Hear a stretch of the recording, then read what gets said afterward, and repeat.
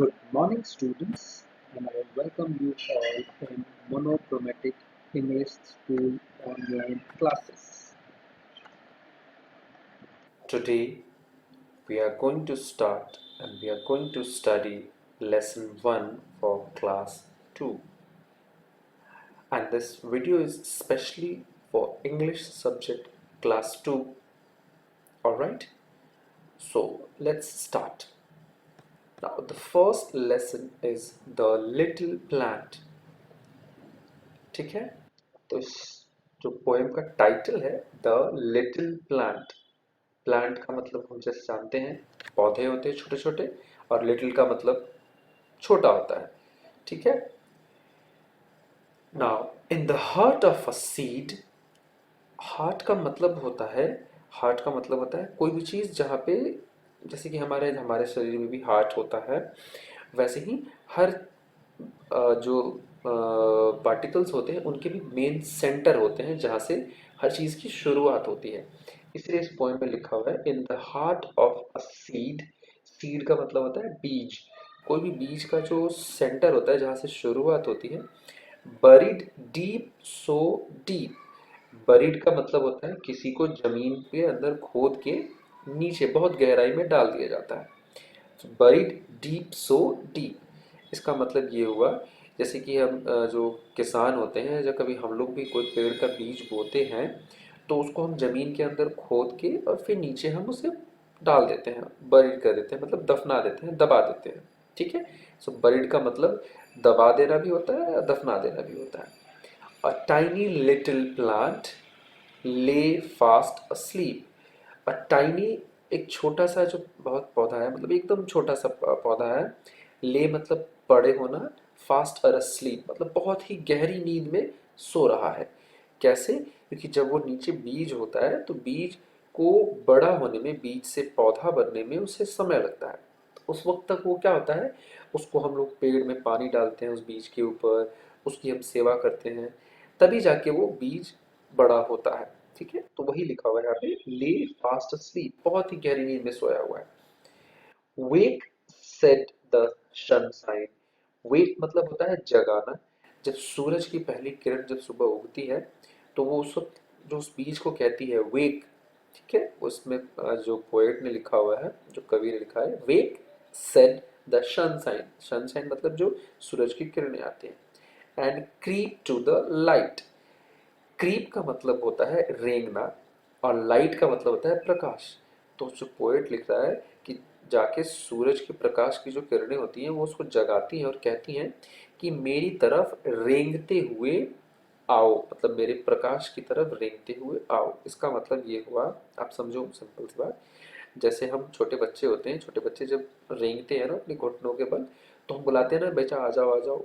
Same उसी तरीके से पोएट ने भी सूरज की किरणों को इस प्रकार बताया है कि वो जाके उस बीज को बोलता है कि जाके आप उठें और मेरी तरफ रेंगते हुए आए। वेक सेट द वॉइस। वॉइस मतलब आवाज होती है, तो जो उसको बार बार जाके बोलती है कि बार बार उठाओ, जल्दी चलो।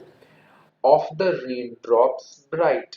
और जैसे कि इस फोटो में देख रहे होंगे कि बारिश की किरणें भी हो रही, मतलब बारिश की बूंदें भी गिर रही हैं, और उसके ऊपर जो बारिश की जब बूंदें जब गिरती हैं तो वो चमक रही हैं, और उसमें बोलता है कि वो जो बीज है वो चमकते हुए बाहर निकले। ठीक है। उसके बाद पोएट ये बोलता है, the little plant heard and it rose to see. इसी के बाद जो छोटा सा पौधा जो बीज होता है वो सुन लेता है उसकी आवाज को, और वो सुन के उगने लग जाता है। एंड इट रोज टू सी मतलब वो उठ के और वो खड़े होके बीज पौधा बनने लग जाता है, और वो देखने लग जाता है कि कौन मुझे आवाज दे रहा है, कौन मुझे बुला रहा है। What the wonderful outside world might be. और जब वो बाहर निकलता है तो वो देखता है कि जमीन के नीचे मतलब एक छोटी सी दुनिया थी, और जब वो जमीन के बाहर आके पौधा बनता है तो व्हाट द वंडरफुल, वंडरफुल मतलब बहुत ही खूबसूरत दुनिया उसको बाहर नजर आती है। आउटसाइड मतलब बाहर, वर्ल्ड मतलब संसार, और माइट भी मतलब बहुत ही खूबसूरत सा संसार उसको दुनिया देखने लग जाता है। ठीक है। तो ये है पोएट पोएम। और पोएट का जो नाम है यहाँ लिखा हुआ है केट लुइस ब्राउन। ठीक है। इन्होंने इस पोएम को लिखा है। ठीक है, इसके भी क्वेश्चंस आपको आगे जब आप जाएंगे नीचे जब हम एक्सरसाइजेस करेंगे इस पोएम के, उसमें ये क्वेश्चंस आपको मिलेंगे डेफिनेटली, तो ये आप याद कर लेना। ठीक है, अब आपको करना क्या है, आपको मैंने कुछ डिफिकल्ट वर्ड्स उनकी मीनिंग और उनकी कुछ सेंटेंसेस मैंने लिखवा रखे हैं, वो आप इसे अपने नोटबुक में लिखेंगे जैसे कि मैं बताऊंगा कैसे। सो ये रहा, आपको सबसे पहले अपने लेफ्ट हैंड साइड में अपना डेट, फिर lesson number 2 the little plant यहाँ लिखना है। ठीक है, के बाद यहाँ पे अपना सब्जेक्ट लिखना है, और पहला वर्ड जो है हार्ट। हार्ट का मतलब तो दिल होता है, जैसे कि ह्यूमन में बॉडी होती है, हमारे शरीर का एक बहुत महत्वपूर्ण अंग होता है। ठीक है, लेकिन इसका एक और मतलब होता है कोई भी चीज ऐसा जो कि सेंटर हो, मतलब केंद्रित हो, उसी पे सब कुछ चलता है। जैसे कि भारत देश का जो इंडिया कंट्री है उसका सबसे बड़ा सेंटर पॉइंट क्या है, तो मुंबई है, क्योंकि वहाँ पे सारे बिजनेस स्टैब्लिश्ड हैं। उसी तरीके से यहाँ पे एक एग्जाम्पल के तरीके मैंने दिया हुआ है, पुलिस रेड, रेड मतलब छापा मारना होता है, अलोंग कॉन्टोंडो, कॉन्टोंडो स्ट्रीट एक जगह का नाम है, in the heart of the capital city, मतलब जो उस शहर का, उस राजधानी का जो शहर था उस पे पुलिस ने छापा मारा। मतलब हार्ट का मतलब सिंपल सिर्फ दिल से नहीं होता है, हार्ट का एक और मतलब होता है जो कि सेंटर होता है किसी की, किसी का सबसे प्यारा, किसी का सबसे दुलारा भी आप उसे बोल सकते हो। ठीक है, जिसके ऊपर सब कुछ निर्भर होता है, सब कुछ डिपेंड होता है। दूसरा वर्ड है बरिड। बरिड का मतलब जैसे मैंने उस टाइम बताया था दफनाना, जैसे कि हम बीज को दफना देते हैं जमीन के नीचे। ठीक है, तो उसको हम लोग बोलते हैं, इंग्लिश में उसका मतलब है put put dip, put deep into the ground, put और हाइड, कोई चीज छुपाने के लिए हम लोग जो जमीन में गाड़ के कभी कभी छुपा देते हैं ना, जैसे हम खेलते हैं, खेल खेल में हम जमीन के अंदर या रेत के अंदर हम खोद के उसको छुपा देते हैं। तो इसमें इसका एक एग्जांपल है, it was stored at the main farm, cool wooden bags of sour. अगर आपको ये समझ में नहीं आता तो आप इसे छोड़ देंगे। ठीक है, सिर्फ सिंपल मतलब है, बरीड का मतलब होता है दफनाना। ठीक है, सीड, सीड का मतलब होता है बीज। बीज जैसे कि हमने बताया हर पेड़ का, हर जितने भी हमारे पेड़ पौधे होते हैं उनका एक बीज होता है जिससे कि हम बो के उसके पौधे बनाते हैं, जैसे कि गेहूं का, फिर चावल का भी बीज होता है। ठीक है, जिसको हम सो मतलब बोना होता है जमीन के नीचे, और जब हम बीज को बोते हैं तभी वो पौधा बन के आता है। तो सीड का मतलब होता है बीज।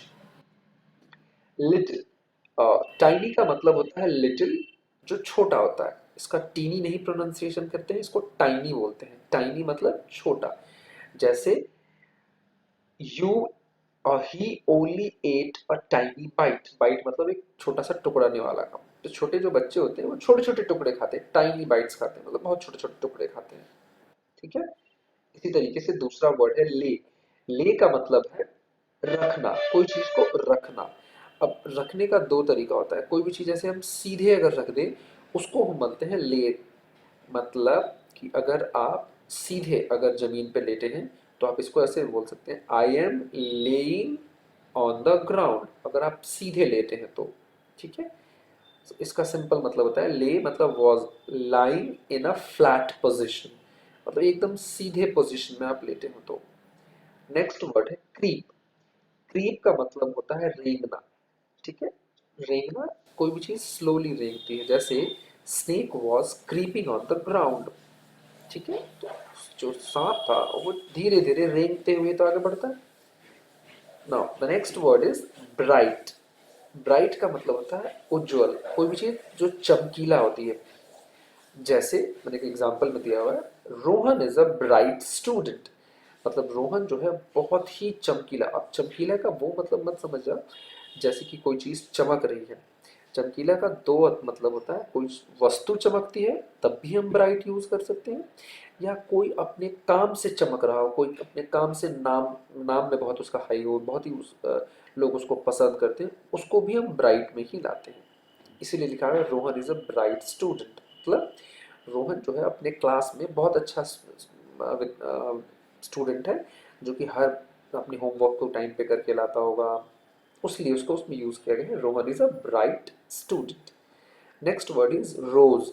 रोज का मतलब दो होते हैं, एक तो रोज मतलब गुलाब होता है, लेकिन इस पोएम में जो इस वर्ड का मतलब लिखा गया है वो राइज है। राइज का सेकेंड फॉर्म होता है रोज। आप आगे ग्रामर में पढ़ेंगे कि हम वर्ब के कितने फॉर्म्स बनाते हैं, ठीक है। तो उसी में ये सेकेंड फॉर्म लिखा गया है राइज, मतलब कि एक लेवल से दूसरे लेवल पे जाना। जैसे कि राइज का मतलब होता है उगना, कोई चीज जैसे उगती है, ठीक है। इसके अलावा ये आपको सबसे पहले अपनी नोटबुक में लिखना है और उसको याद करके हमें सुनाना है। और जब ये आप लिख लेंगे तो आपको अपनी क्लास में जब स्कूल ओपन हो जाएंगी उस वक्त ये आपकी होमवर्क्स में चेक होंगी, ठीक है। आपके लिए होमवर्क रहा। उसके बाद आपके दो क्वेश्चंस हैं, जैसे कि मैंने आपको बताया भी था।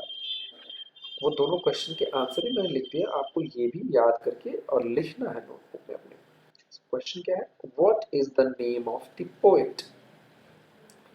सो पोएट का नाम क्या है, जैसे मैंने आपको बताया शुरुआत में, Kate Louise Brown wrote this poem.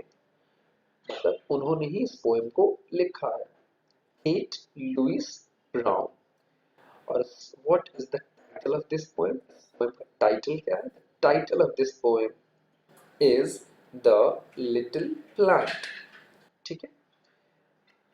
Now in सभी चीज़ों को आपको पहले अपने कॉपी निकालनी है इंग्लिश की। उसमें ये सबसे पहले हेडिंग में आपको अपना date, lesson number, English subject लिखना है। उसके नीचे आपको वर्ड की मीनिंग्स लिखनी है और उसके बाद आपको ये क्वेश्चन का आंसर लिखना है।